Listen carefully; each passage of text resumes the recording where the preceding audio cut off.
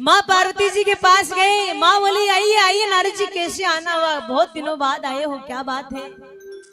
बोले क्या बताए माँ, आजकल आना जाना छोड़ रखा है। बोला क्यों? बोला इसलिए कि बोले सब स्वार्थ की दुनिया है, कोई भी निस्वार्थ प्रेम नहीं करता है, इसलिए आना जाना छोड़ रखा है। बोले नारद जी ऐसी बात तो नहीं है। बोले कैसे? आपके बाबा मेरे से बहुत प्रेम करते। बोले अच्छा। बोले हाँ।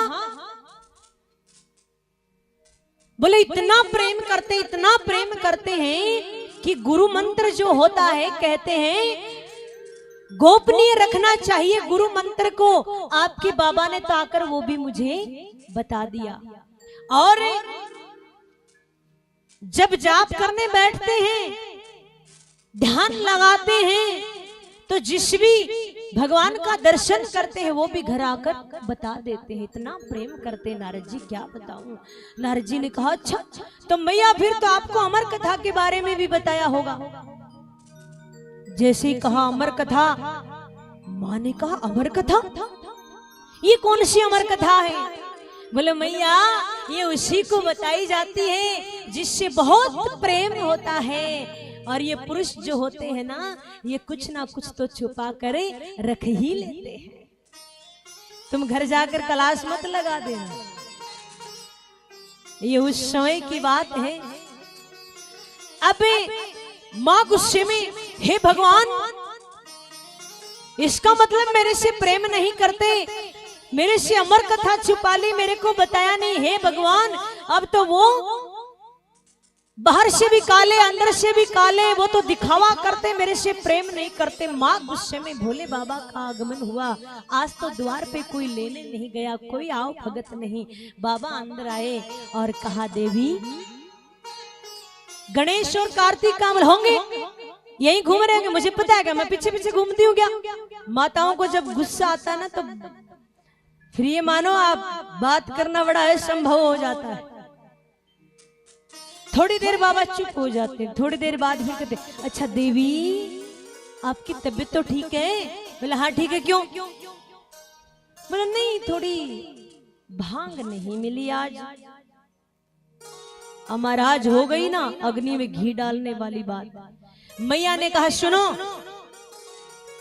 बड़े बेटे को खीर बना कर दूं, छोटे को लड्डू बना कर दूं, तुमको मैं भांग घोट कर दूं, क्या मैं इसीलिए आई हूं?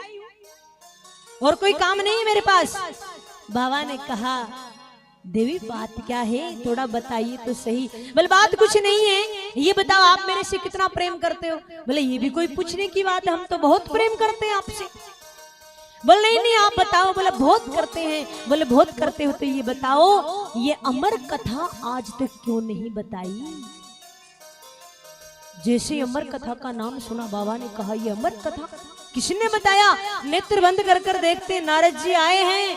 ओ ये ब्राह्मण देव जहां भी जाते हैं अपना कुछ ना कुछ काम कर कर ही आते हैं। कहा देवी इसमें कौन सी बड़ी बात है, ये तो हम आपको अब सुना देंगे, अब बता देंगे। बोला अब तो बता दोगे, लेकिन आज तक क्यों नहीं बताया?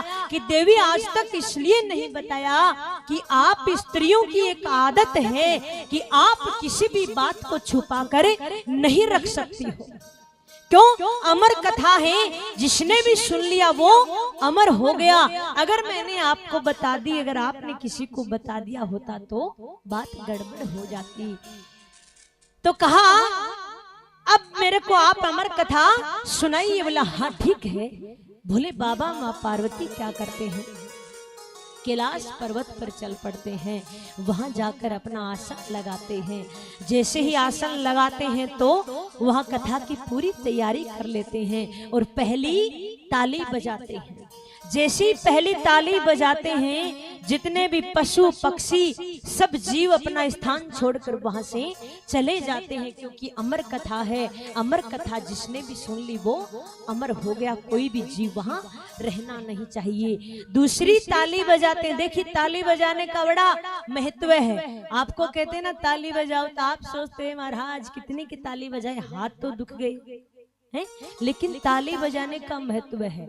अगर आप ताली बजाते हो ना तो आपके आसपास ये जो जीव जंतु बैठे हैं ना, इनका भटकी हुई आत्मा, इनका मन भटका हुआ है, ये सोचते हैं कि हाँ ये ताली बजा रहा है, इसका ध्यान पूरा कथा में। अगर आप ताली नहीं बजाते हो, ऐसे बैठे रहते तो ये भी फिर आपसे बतियाने लग जाते। सुनो, अच्छा कल आप यहीं बैठोगी ना, आप कल टाइम पे आना, यहीं बैठना, लो थोड़ा जल पी लो, अच्छा सुनो थोड़ी सुपारी, थोड़ा सौंफ खा लो। अरे महाराज कितनी अच्छी कथा चल रही है, ये तो सुनने दो। है?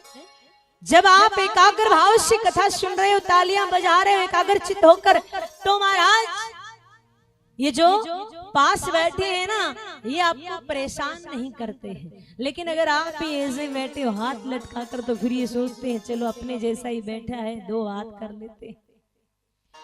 दूसरी ताली बजाते हैं, त्रिशूल जाता है, परिक्रमा कर कर आता है कि कोई रहा तो नहीं पीछे। तीसरी ताली बजाते हैं तो सुगंधित हवा बहने लगती है। अब बाबा माँ से कहते हैं, सुनो मैं कथा सुनाने जा रहा हूं, किसी प्रसंग वंश मैंने नेत्र बंद कर लिए, तो मुझे कैसे पता चलेगा कि तुम कथा सुन रही हो। मैंने बताया ना कि पहले कथा ऐसे नहीं होती थी, पहले कथा सुबह आरंभ होती थी, शाम को 1-2 मिनट का विश्राम होता था, फिर वहीं से ही कथा दोबारा से शुरू हो जाती थी। 7 दिन ऐसे ही बैठा रहना पड़ता था। तो कहा कि मैं किसी प्रसंगवश अगर नेत्र बंद कर लूं तो मुझे कैसे पता चलेगा। तो कहा आप हुकरा देते रहना, समझते हो ना हुकरा, आप हूँ स्वामी यानी संस्कृत में हूँ स्वामी यानी हुकरा देते रहना। माँ ने कहा ठीक है।